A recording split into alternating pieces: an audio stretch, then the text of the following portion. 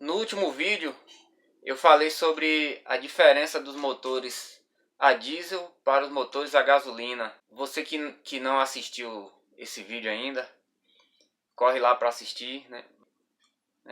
Com certeza lá vai ter informação que você não vê em qualquer lugar, uma informação que vai ser útil para você. Se você gostar, né, dê o like, mostre que você gostou.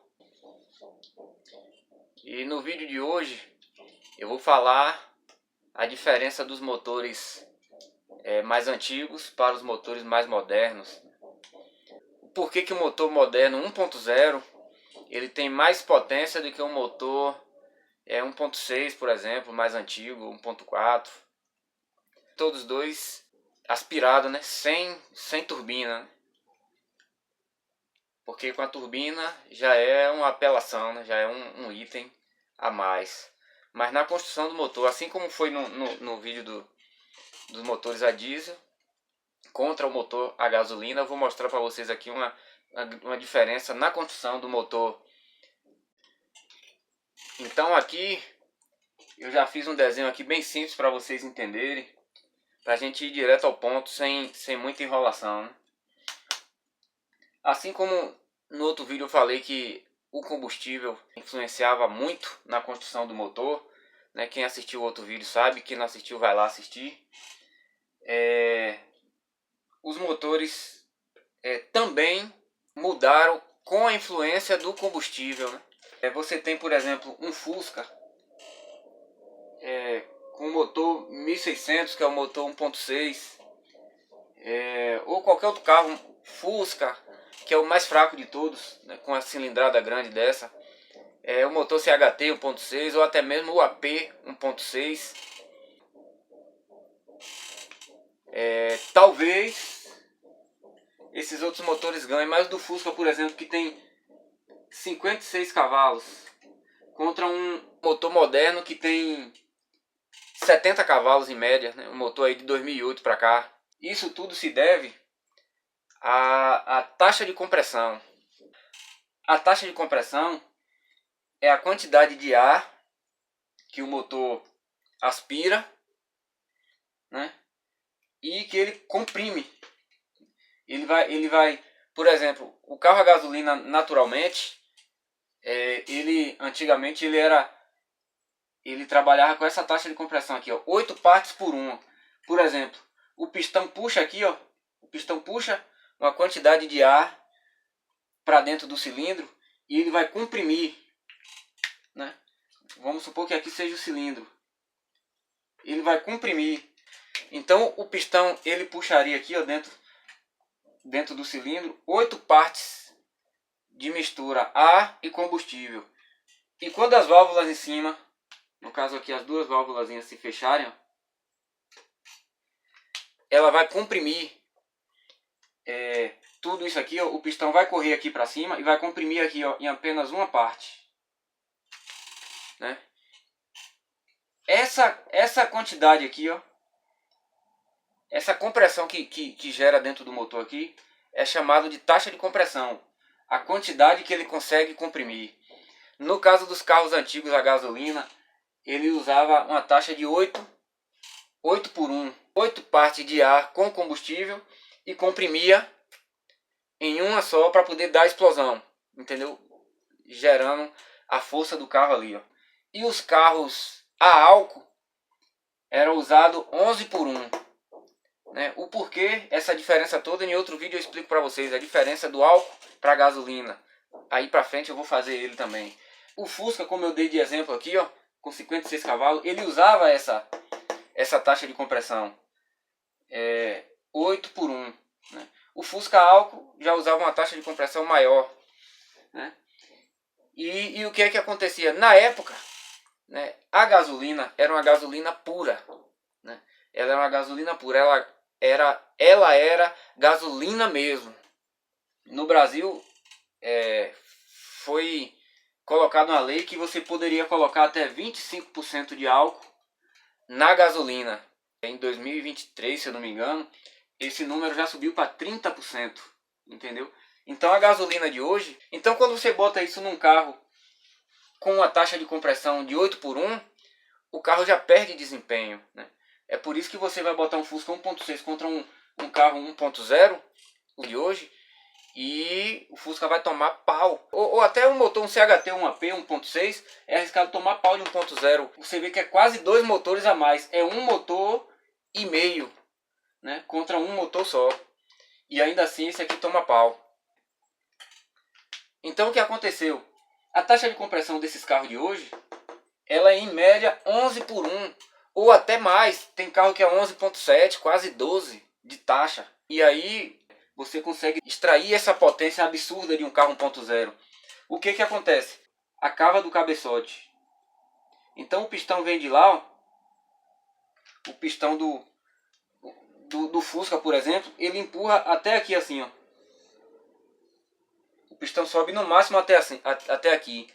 E aí ocorre a explosão aqui, ó, nessa câmera aqui, e empurra o pistão para baixo. Os carros modernos de hoje, ele é tão taxado que ele chega bem perto. O pistão chega bem mais perto. Então a explosão aqui é uma explosão bem mais pressionada, né? Além de ser a quantidade maior, né? No caso 11 partes para 1, ela fica muito mais pressionada, a taxa de compressão bem elevada, né? E aí, quando ocorre a explosão, dá essa força absurda. Com isso, você consegue ter uma potência mais alta em baixas rotações.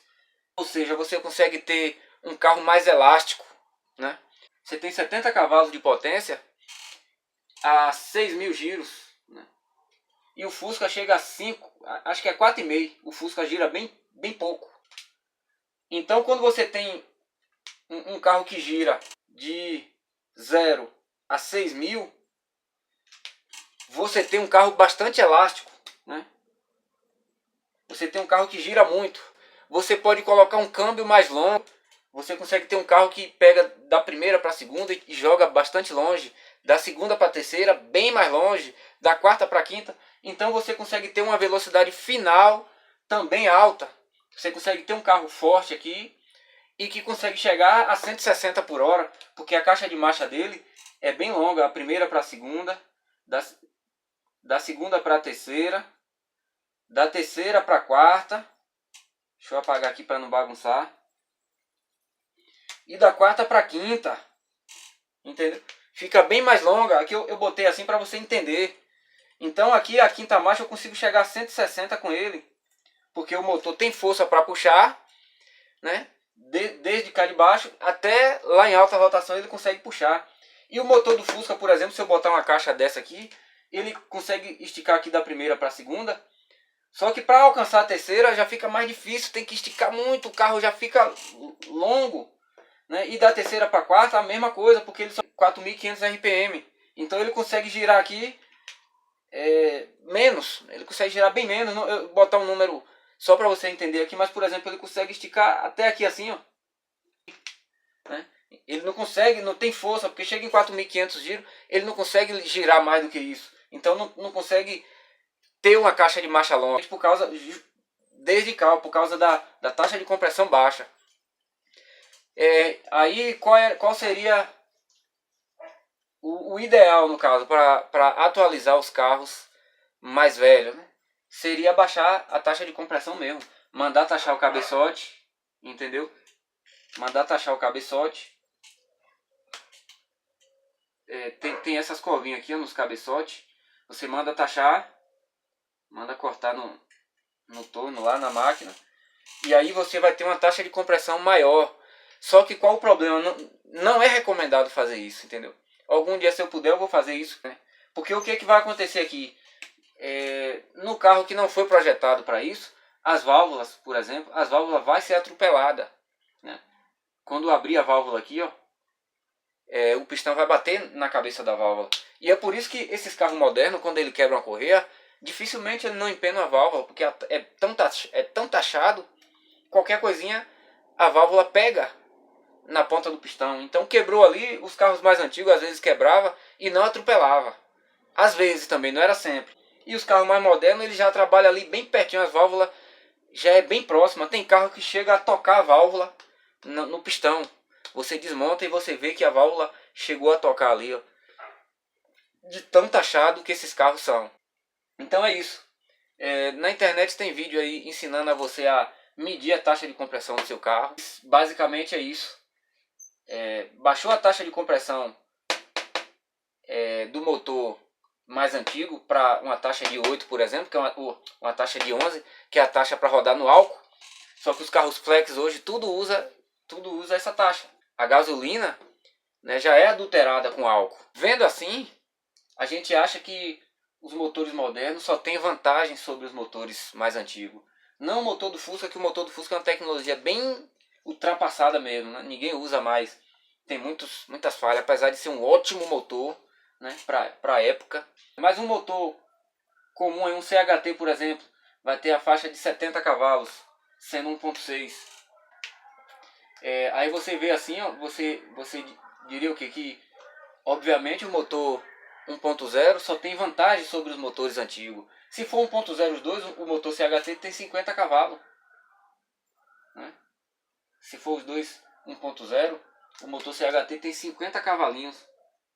Você vê que é um motor bem fraquinho. Você anda com o carro, você sente que o motor é muito fraco, né? Se você pisar o pé no CHT ali, o 1.0, ele dá 110 por hora, não dá mais do que isso na reta. E um motorzinho desse aqui, 1.0, sei lá, o motor do Gol, 2008 para cá, vai pisar o pé, ele vai dar 160 aí, ó, no reto, né? Então, vendo essas coisas, a gente acha que o motor moderno, ele só tem vantagem sobre os motores mais antigos, né?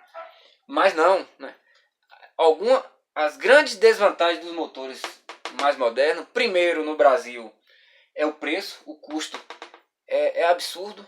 Vou fazer algum vídeo sobre essas coisas também, sobre você ter um carro no Brasil. O preço não justifica você ter um motor desse aqui, você ter um carro desse. E a durabilidade, né? A minha câmera chegou no limite aqui, talvez eu deixe para outro vídeo.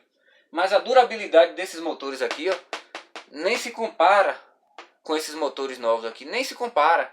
Aqui você pode rodar com ele com óleo 1 ano e não vai ter problema aqui, ó. 1 ano ou mais, só completando óleo, com óleo preto, já sem lubrificar nada. Esse aqui, se você deixar passar a manutenção dele um pouquinho, começa a te dar problema cabuloso, né? Esse é um dos baratos aí, né? Dos motores antigos. Motores antigos dura muito mais, infinitamente mais do que qualquer motor moderno aí, né? Mas depois eu vou fazer outro vídeo sobre isso aí, beleza? E como resolver esse problema dos motores? Taxa, velho. Se você taxar seu motor, você já vai ter um ganho gigantesco, né, na potência do seu carro. Taxar para 11. Agora você tem que resolver o problema das válvulas aqui.